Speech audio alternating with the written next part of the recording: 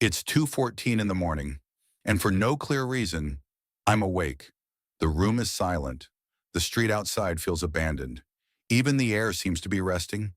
But my mind has chosen this exact moment to begin replaying a conversation from earlier today. Not the whole conversation, just one moment. One joke that didn't quite land. One pause, half a second too long, and somehow my body reacts as if I'm being chased. For a long time, I thought something was wrong with me. Normal people sleep. Normal people move on. Meanwhile, I'm lying here running a forensic investigation on a single sentence no one else probably even remembers. It felt like a glitch, like my brain refused to power down correctly.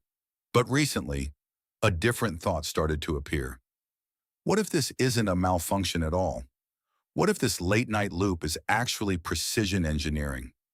Because something strange is happening. My brain isn't just remembering, it's reconstructing, slowing everything down, zooming into facial expressions, tone shifts, tiny emotional signals I barely noticed when the moment was real. It's as if my mind secretly recorded the interaction in high definition and waited until the world went quiet to begin the analysis. And maybe that's the point. Some of us don't simply experience conversations, we absorb them. Every subtle reaction feels meaningful. A raised eyebrow becomes a question. A delayed reply becomes a warning. Long after everyone else moves on, my internal radar stays active, searching for patterns, trying to understand what changed in the emotional atmosphere.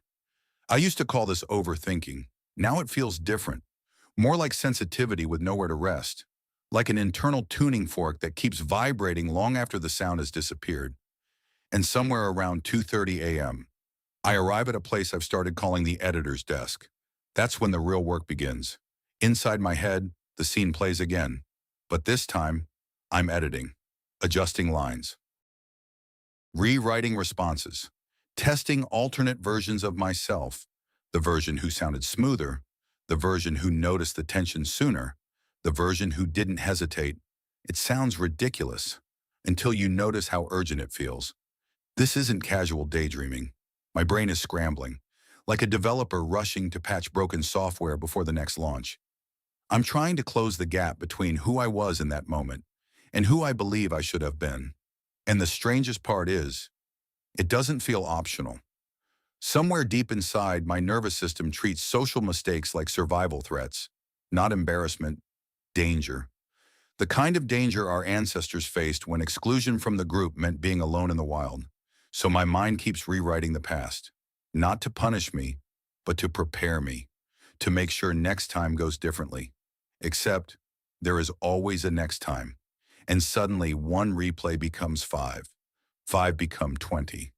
Every unfinished moment opens another mental tab. And before I notice it, my mind feels like a browser with too many windows running at once.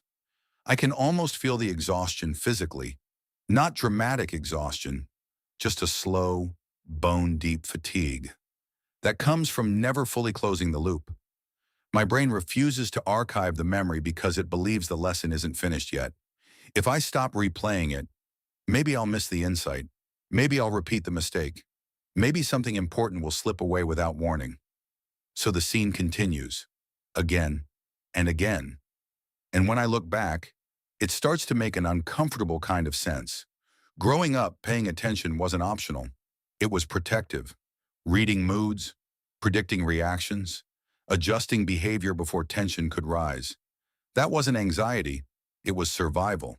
A quiet form of mastery, a way to move through chaos without making noise. The problem is, the environment eventually changes, but the system doesn't. So now I lie awake inside a safe room, replaying harmless conversations with the intensity of survival training. My mind's still performing a job it learned long ago, long after the danger disappeared. Somewhere between exhaustion and understanding, one question keeps hovering in the background. If this loop was built to protect me, why does it feel impossible to turn off? Eventually, usually when I'm too tired to keep fighting it, something begins to shift. The replay slows.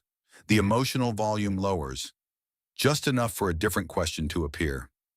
Not the familiar one. Not, why did I say that? I've asked that question 100 times already. This one is quieter, almost gentle. What am I actually trying to understand? And somehow, that question changes everything. Because I start noticing that every replay feels slightly different. The tone shifts, some details sharpen, others fade into the background, which means I'm not watching a recording.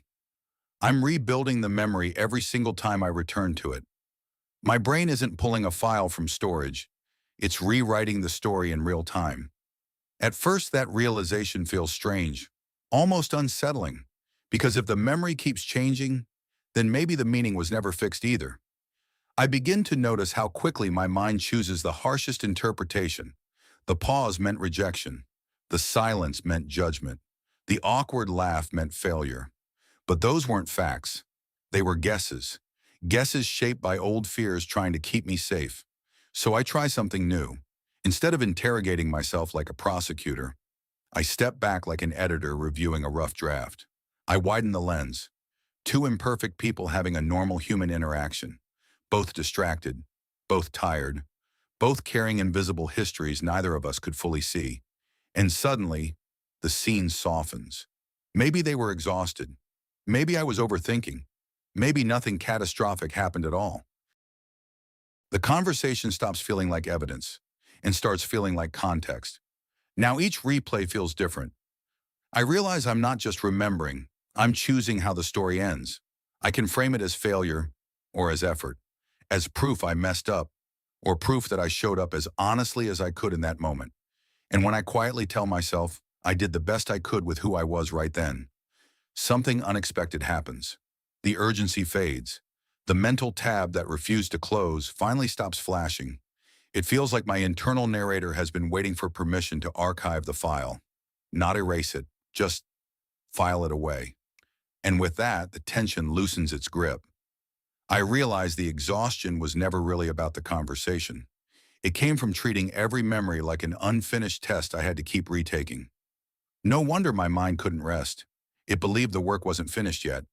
That's when the idea of a reset starts to feel different. Not like quitting, like survival. I pull the blanket over myself, and for once, I stop trying to optimize the moment.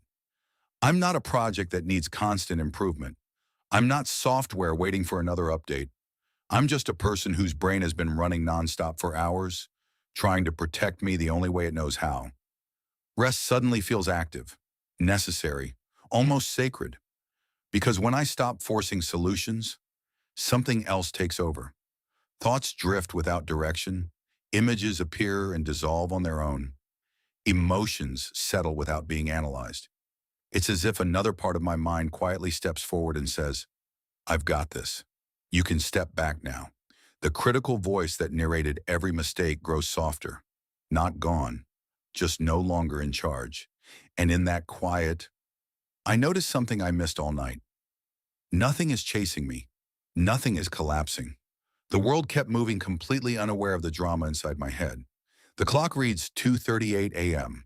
For the first time tonight, I stopped performing for a moment that already ended. I let the echoes fade instead of chasing their meaning. I allow unfinished thoughts to remain unfinished. And as my eyes begin to close, there's a small, steady feeling beneath the fatigue. Not victory, not perfection, just relief.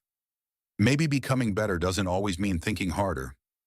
Maybe sometimes it means allowing yourself to stop thinking at all. Tonight, I let the past stay where it belongs. Tonight, I rest. Because the person I'm slowly becoming doesn't need to earn permission to be enough.